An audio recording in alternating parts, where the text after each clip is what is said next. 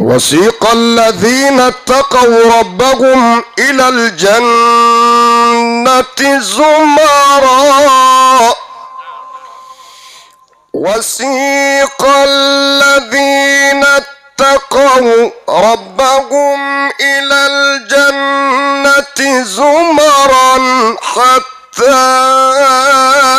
إذا جاءوها وفتحت أبوابها وقال لهم خزنتها سلام عليكم طبتم.